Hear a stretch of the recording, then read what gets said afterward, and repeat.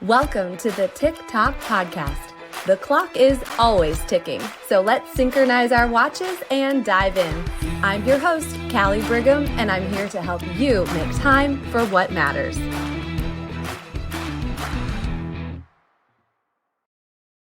Friends, welcome to another Tick Tock episode. All right, we have had some fun up until this point, but today we are getting deep. We are going deeper. We're digging deeper. We're going to talk about a very simple concept that I think will really make a big difference. This is a tool that you can use for the whole year and the rest of your days, but especially this time of year. 2 simple words with a huge impact. Are you ready? You may know of it. You may call it a brain dump. I actually don't like the way that sounds. So years ago, I changed the name to brain drain. I prefer that. I think it sounds better, a little bit more ladylike. No, seriously, every time I heard brain dump, I was like, ooh. So brain drain is the topic for today. We're going to talk about the purpose. We're going to talk about how to plan it out. And I have your very first free printable for you to use with this as well. So today is all about digging into a time mastery habit that is going to serve you from here on out. Now, let's talk just a little bit about what a brain drain is. I think most of you are familiar, but let's not just discount that we already understand it. Let's just really nail down this concept. So, a brain drain is essential. Well, I could just have a period right there. It is essential, but it's essential for mental clarity. Anybody feel like they have got mental chaos going on? Well, with a clear mind, you can be so much more intentional with your day, with your week. You can eliminate distractions, brain fog. Think of a brain drain as both a reset button for your mind and a boss and an assistant all wrapped into one. So today I'm going to share the brain drain method I use to declutter my mind, organize my to-do list. So if anybody out there has been maybe feeling overwhelmed, indecisive, I want you to give this method a try. And I'm going to tell you exactly how I do mine. So remember, this is strategy. So we've got some strategy going on to allow you to maybe have all those random ideas or tasks or worries or dreams, get them out of your head. Your head is a dangerous neighborhood. You don't want to go in there alone. So I'm going in there with you. A brain drain is going to help you clear out this clutter from all of those different areas so you can both get things done and stop worrying about things that aren't important. So everybody ready to buckle up for the brain drain conversation today? So, really, I think the first most important thing to talk about is when to do it. So, if we're planning things out, then it's important that we plan out when we do our brain drain. Personally, I am a huge fan of doing it on Sunday. So, whether it's Sunday afternoon, Sunday evening when the kids go to bed, there's a lot of reasons that I suggest this on Sunday. First of all, we're actually going to talk about Monday. Planning this out on Sunday is going to give you the gift of a much more productive, more positive Monday. Could anybody use one of those? So I did a little research here. My staff, which is myself, did some research, and I wanted to tell you a few interesting things about Mondays. And of course, most of us consider them the Monday blues. As a matter of fact, 34%, according to them out there, 34% of people say they feel the Monday blues every Monday. I think it might even be a little bit higher, but 34% were willing to admit to that. Listen to this. Monday is the most common day for people to call in sick to work. 35% of all sick days are taken on Mondays. Monday is the least productive day of the week for those of you that don't listen. Not you, because you're listening. Those of them that don't listen to the Tick Tock podcast, right? And know about the brain drain. But it is the least productive day of the week with an average of just 3.5 hours of productive work. On Mondays, the average person will not smile until 11:16 a.m. I don't know how they did that research. Also, according to a study, there's an 18% increase in heart attack risk on Mondays. Yikes. 50% of employees are late to work on Mondays. 45% of people experience increased feeling of anxiety on Mondays. Traffic accidents are more likely to occur on Monday mornings due to a higher level of stress and distractions. So, with these Monday blues, would you believe that doing a brain drain on a Sunday can help eliminate some of that? The other part of this, of the timing, is there's also something known as Sunday scaries. That is when you're already in anticipation of having the Monday blues and it can creep up on you. And I know I experienced that years ago in my former occupation in television news. I would literally start to feel that sick to my stomach feeling on Sundays, knowing I was going to have to do this whole week over again. So we do not want to buy into that. We don't need to have the Sunday scaries. We don't need to have the Monday blues. As a matter of fact, one more statistic that I came up with myself is that if you're always wishing away a Monday, that is 1 out of 7 days of the week that you're wishing away. If we project that out over 70 years, that is 10 years of your life that you're wishing away. That is sad. That makes me sad. We want to be the champions to have a great Monday, which will lead to a great rest of the week. So, are you with me on this? Okay, we're going to do this on Sunday. You're going to actually plan this out the week before when you do it on Sunday. There have even been times a couple of weeks ago, I was out of town. I was getting home late Sunday, like around 10 o'clock at night. And so 4 days before Sunday, I actually wrote out my brain drain for that Monday morning when I was getting back. I knew that would make my re-entry into the week so much better. All right, one last thing before we talk about how to plan it out.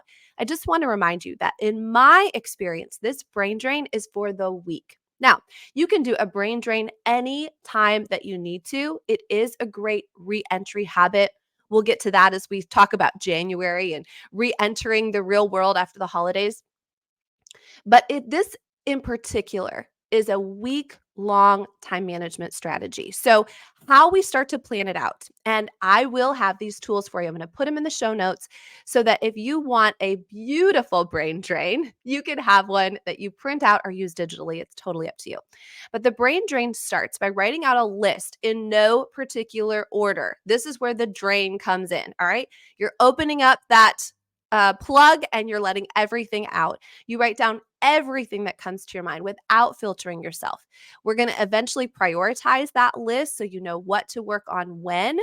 But these tasks are accumulating in your head, and it can feel like for sure that everything is urgent, everything is important.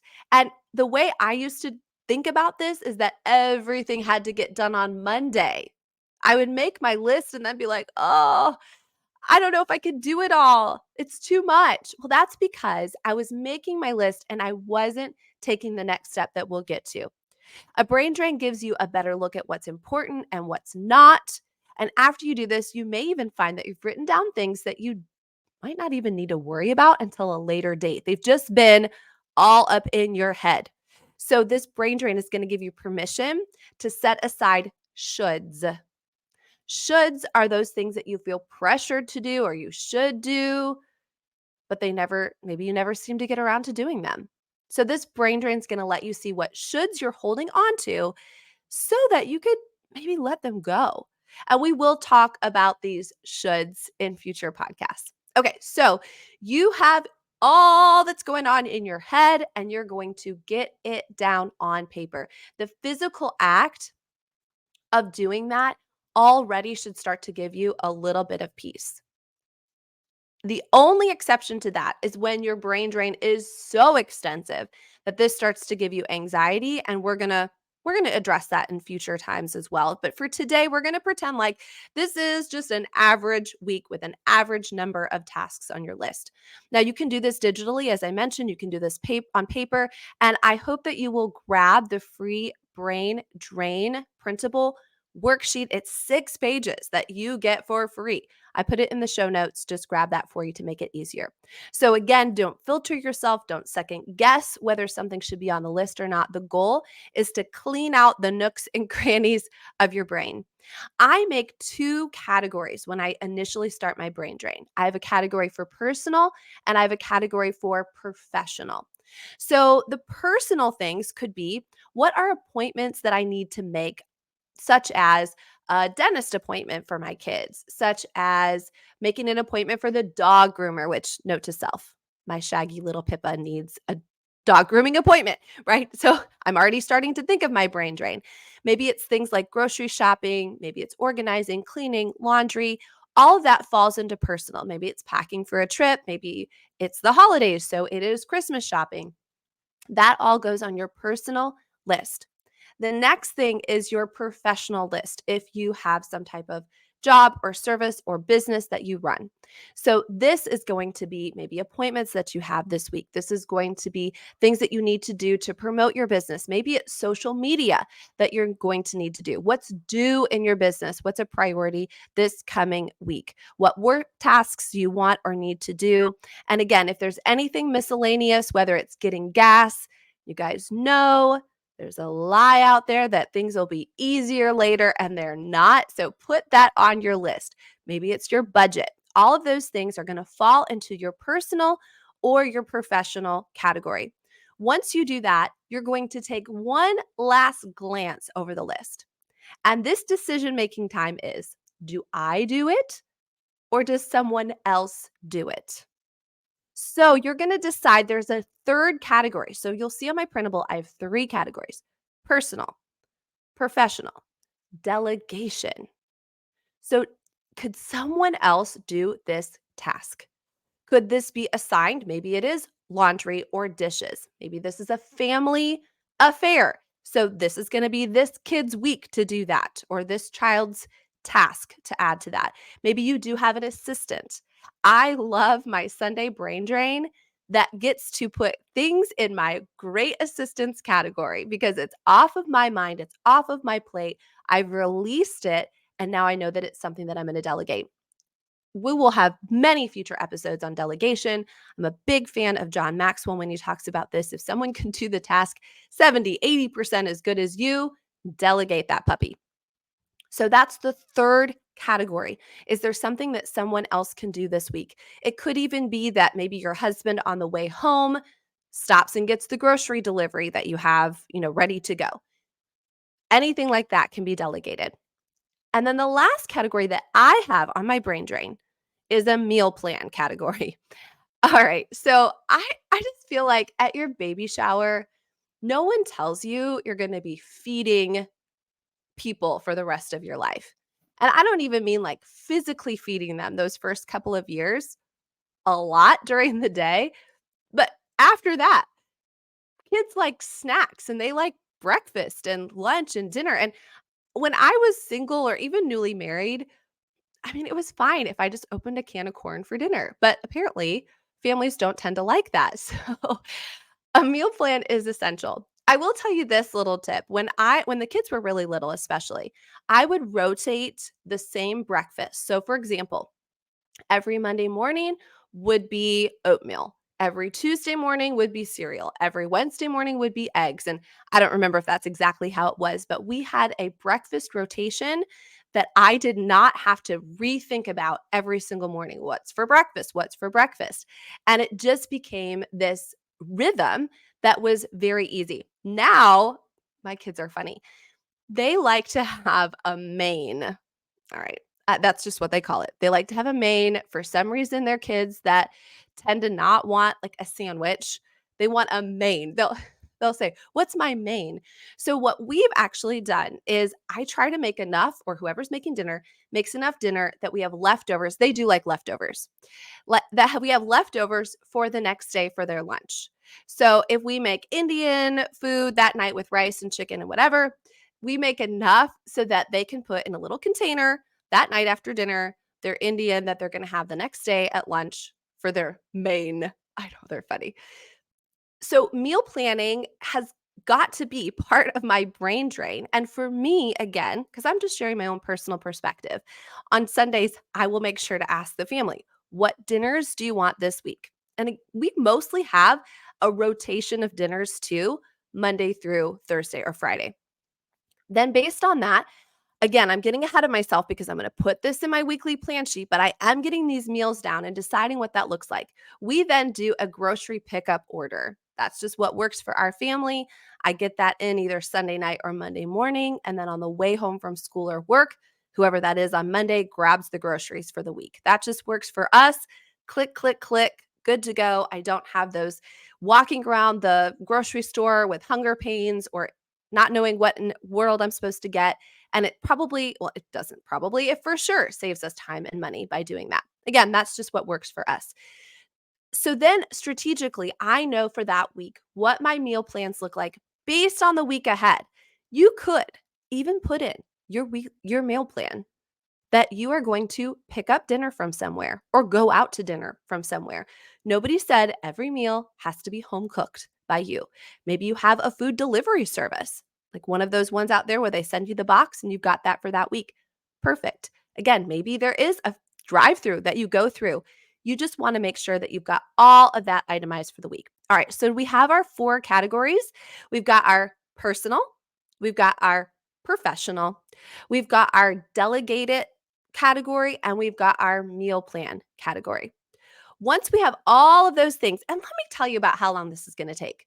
I mean, this should take 5 to 10 minutes. So if you're thinking, oh my goodness, this is one more thing I have to add to my week, would you believe that this 5 to 10 minutes is going to save you hours and hours of whether it's spinning your wheels or not knowing what to do, not being clear, feeling like you've got the weight of the world, feeling like there's never enough time in the day, you won't get it done. It takes all of that away. So once you have your 4 categories, you're going to move these tasks and assign them a day and time. Because again, my tendency when I look at all of them is, oh my word, all right, I got to get up at 4 in the morning on Monday to be able to knock all this out. That's not true. This now needs to be assigned a day and a time, a little bird's eye view of my week. Put these into your proper energy times or habit stack them. Maybe you know that there's a phone call that you need to make. You're going to be on hold for a while. Well, why don't you do that while you are either in the car or on a walk where it really doesn't matter that you're going to be on hold? It's not going to take away from something else. And again, those proper energy times are really critical. We talked about energy times a little bit in episode 3, and there's going to be a future episode with an energy guru girlfriend of mine. Stay tuned for that. That just means that you're going to look at that week and know, all right, early in the morning, this is when this task is going to happen. At lunch, this is what I'm going to do. After work, that's what that's going to look like. So you're going to try this system out. I'm going to tell you, it may take a few weeks to get in the groove. And I know that I'm recording this episode during the holidays, and this might add a lot more to your brain drain than normal, or it might take away some of the things than normal. So just know that this is going to be a little bit of a work in progress for you. And remember that I've got your printable for you in the show notes. This takes the guesswork out of it. And for the printable, I did it a couple different ways. One is there's a quadrant. This is the first page with those 4 things in it. Then there's a separate meal plan with a grocery list if you need to write out to the side of it what you need to get for your grocery list. And then finally, for those of you that might have a little bit more than somebody else, I did a 1 sheet for each of these categories. So if you're like, girl, it doesn't matter how small my handwriting is, there's no way I'm gonna I take way too much room from that little square. Don't worry, I got you covered with a whole sheet. The brain drain, I believe, is one of the most significant tools that will help you not just handle the week, face the week, get to the end of the week and feel like, all right, I accomplished some things. I got some things done. But it will also give you the emotional and mental relief that so many of us carry around. I just want you to imagine if you don't do the brain drain, you've got giant suitcases and a big old backpack, and you are lugging these things around with you the entire week. Release them, let them go. Do this on a Sunday so that you are the odd man out, that Monday morning you wake up, you know what you're going to do. You have planned it. Have you ever said to yourself, like, who made my schedule? Who planned my schedule? Well, you know what? Either you did or you allowed others or life to make it for you. The brain drain is the key to this. So join me on this just freedom journey of sitting down. As a matter of fact, tag me in a story. Show me where you're going to do your brain drain. I would love to see that. And speaking of that, community, we have a vibrant Facebook community. I will link to it in the show notes. It is the Tick Tock Tribe. We are having a blast in there. And so I want you to join that and be part of it. All right. You've got your marching orders. We're digging a little bit deeper than we have before. We've got actual physical in your hands tools to make sure that we are really getting this journey started. So God bless you. We'll see you next time. Get those brain drain going, friends. You'll be so glad you did. Thank you for joining me on the Tick Tock Podcast. Please subscribe, rate, and leave a 5-star review. Your feedback fuels our mission to help you master your time. Set your alarm for our next episode, and until then, make every moment count.